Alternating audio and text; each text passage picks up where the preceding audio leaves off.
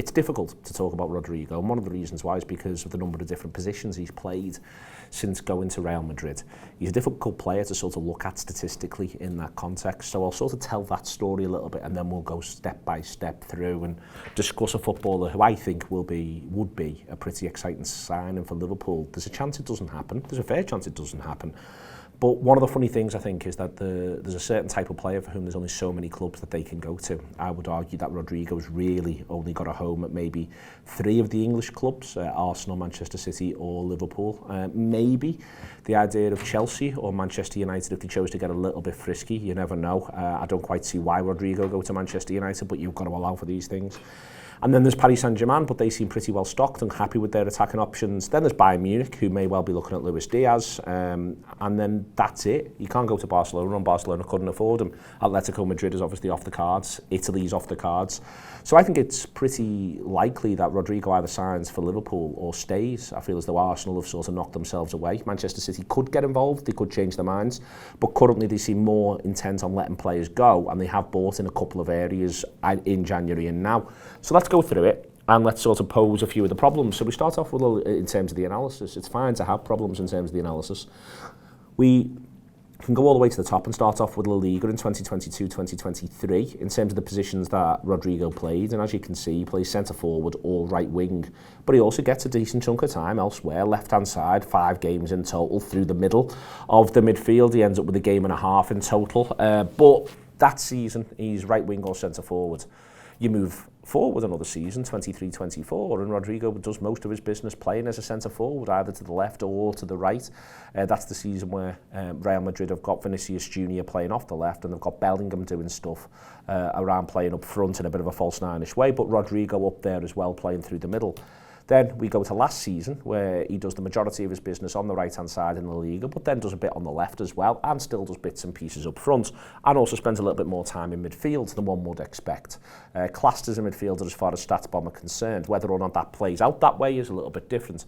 So we've posed those problems. Let's look, therefore, at these seasons. So the first one of 22-23, when he was right wing or centre forward, he gets a pretty healthy expected goals of 12.4 under the circumstances, but only converts 8. So he underperforms his expected goals in La Liga in 22-23. Decent enough shot locations there. Not exceptional, and there's a fair bit of stuff from outside the penalty area.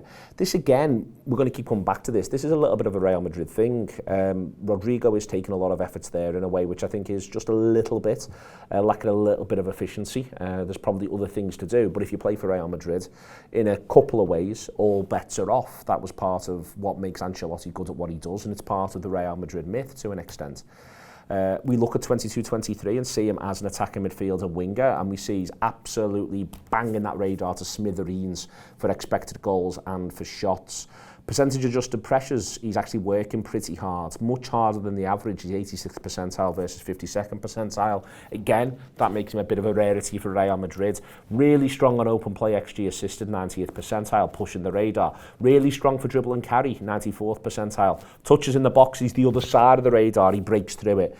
Exceptionally strong 22-23 as an attacking midfielder winger. And then we have a little look at him as a striker, where he is outperforming the average to an extent, but it's a bit of a bow tie shape, this radar, not getting as much value as you'd like with the shots, but unbelievable value with the XG assisted, unbelievable value with the pressures, underperforming against the average on aerial wins, which won't come as a surprise, but great on the other more creative metrics as well.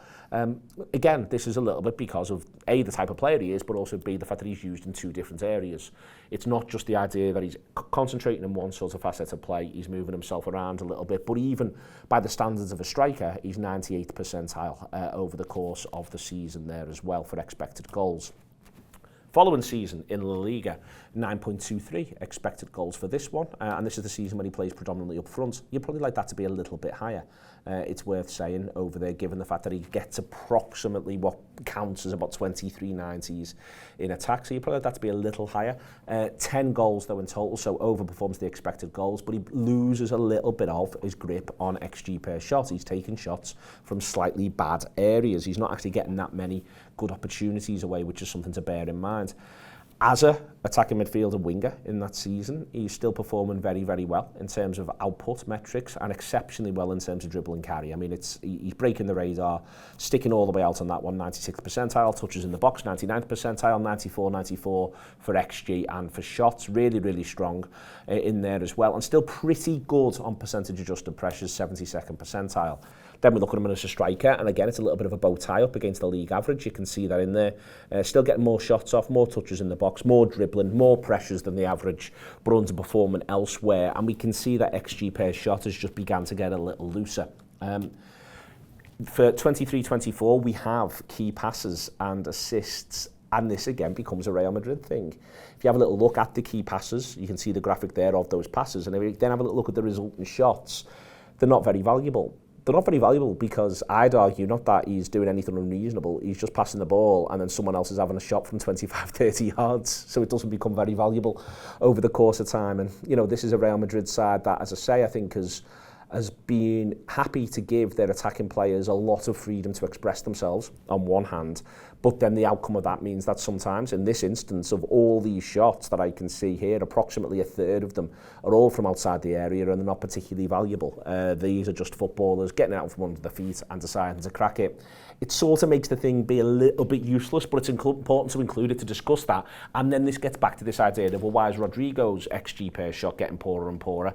Because he's just having more shots as well.